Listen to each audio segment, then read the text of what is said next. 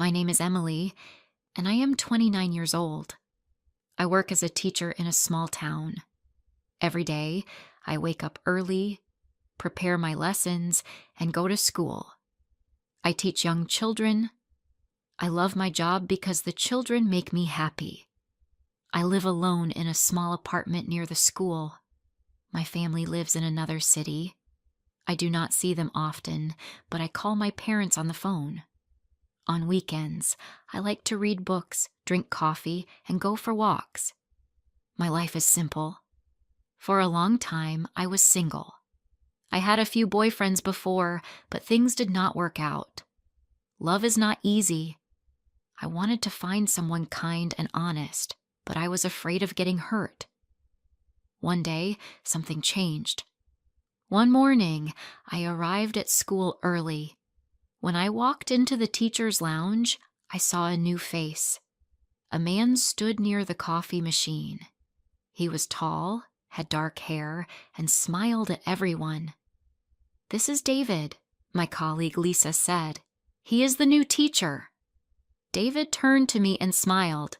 "Hi, I'm David. What is your name?" "I'm Emily," I said. He looked friendly. His smile was warm. I felt a little nervous, but I smiled back. From that day, David and I saw each other every day at school. He was funny, smart, and kind. The children liked him, and so did the teachers. At lunch, David sometimes sat next to me. We talked about our students, our favorite books, and our hobbies. I learned that he loved music and art. He asked me about my favorite places in town, and I told him about a quiet cafe where I like to drink coffee. One afternoon, after school, David walked to me and said, "Would you like to have coffee with me?" I was surprised. "Me?" I asked. He smiled. "Yes, you." I felt shy, but happy. "Okay," I said. That evening, we met at the small cafe near school. It was a quiet place with soft lights and warm coffee. We sat at a table near the window. Outside, it was raining. Inside, the cafe smelled of fresh coffee. David smiled. "I like this place. It's nice." I nodded. "Yes, I come here often." We talked for hours. He told me about his childhood, his family, and his dreams. He said, "One day, I want to open an art studio." I told him about my love for teaching. "I love to see children learn," I said. David listened carefully. I felt comfortable with him. After that day, we spent more time together. At school, we laughed and talked during breaks. Sometimes, after work, we went for short walks. David brought me coffee in the morning, and I brought him cookies from my favorite bakery. One Saturday, he invited me to go to the museum. "The museum?" I asked. "Yes," he said. "There is a new art exhibition. I think you will like it." I said yes. The next day, we met at the museum. It was a bright, sunny day. The museum had beautiful paintings and old photographs. David walked next to me. "Do you like art?" he asked. "Yes," I said. "Art makes me feel peaceful." David smiled. "Me too." After the museum, we went to a small park. The sun was warm and people were walking and playing. We sat on a bench and talked. I felt happy. I started to think, maybe David likes me. Maybe this is something special. But a few days later, something happened. One afternoon, David came to my classroom after school. "Emily, can we talk?" he asked. I nodded. "Yes, of course." He looked serious. His smile was gone. I felt worried. Then he said something that shocked me. "Emily, I need to tell you something.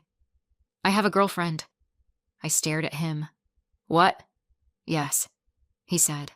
"Her name is Rachel. We have been together for 4 years." My heart stopped. I did not know what to say. "You have a girlfriend?" I asked. "Yes," he said softly. But I am not happy with her. I felt confused. Then why do you spend time with me? David looked at me. Because with you, I feel happy. I feel free. I looked down at my hands. My heart felt heavy. I liked David. I liked him a lot. But this was not right.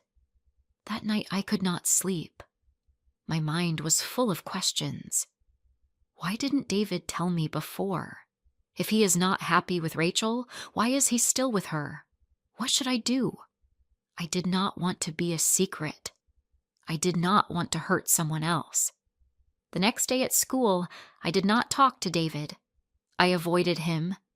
I needed time to think. One evening, I went to the market to buy vegetables. As I walked past a small shop, I heard a familiar voice. It was David. I turned my head and saw him. He was with a woman. She was beautiful. She had long curly hair and wore stylish clothes. She looked happy. David and the woman were laughing together. They looked very close. My heart sank. I felt sad and angry. He said he was not happy, but he looks happy now. I left the market quickly. That night, I sat on my bed and thought about everything. I asked myself, do I want to be someone's second choice? The answer was no. The next morning, I woke up feeling stronger. I knew what I had to do. I could not be with someone who was not honest. I had to walk away. At school, David came to me in the teacher's lounge. "Emily, why are you avoiding me?" he asked. I took a deep breath. "David, I saw you at the market," I said. He looked surprised. "You did?" "Yes," I said. "You were with Rachel. You were laughing. You looked happy." David's face changed. "It's not what you think," he said. "Rachel and I are together, but I don't love her anymore." I shook my head. "David, if you don't love her, you should tell her.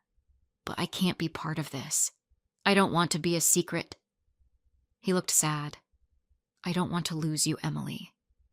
I felt my heart break. "I care about you, David. But I can't do this." For a moment he said nothing. Then he nodded. "I understand," he said softly. I walked away. For the next few days, I felt empty. I missed David, but I knew I had made the right choice. I tried to focus on my students. They made me smile. I spent time with Lisa. She was always there for me. One afternoon, after school, I decided to go for a walk in the park. The sun was warm and the flowers were blooming. I sat on a bench and watched the children play. Then I heard a familiar voice.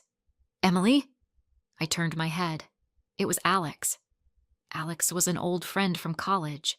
I had not seen him in years. "Alex," I said, surprised.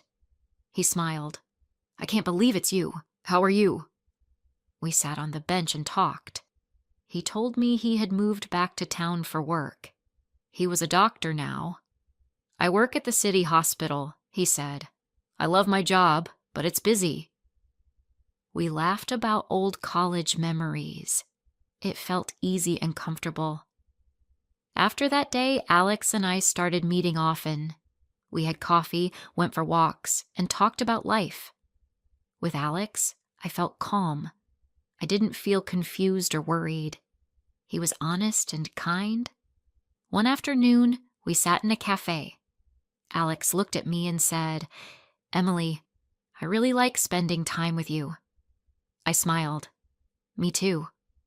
He took a deep breath. "Would you like to go out for dinner with me this weekend?" I felt my heart warm. "I would love that," I said. Over the next few months, Alex and I grew closer. He made me feel safe and happy. One evening, while walking in the park, he stopped and looked at me. "Emily, I want to ask you something important," he said. I felt nervous. "What is it?" He took my hand. We have been together for a year now. I can't imagine my life without you. Will you marry me?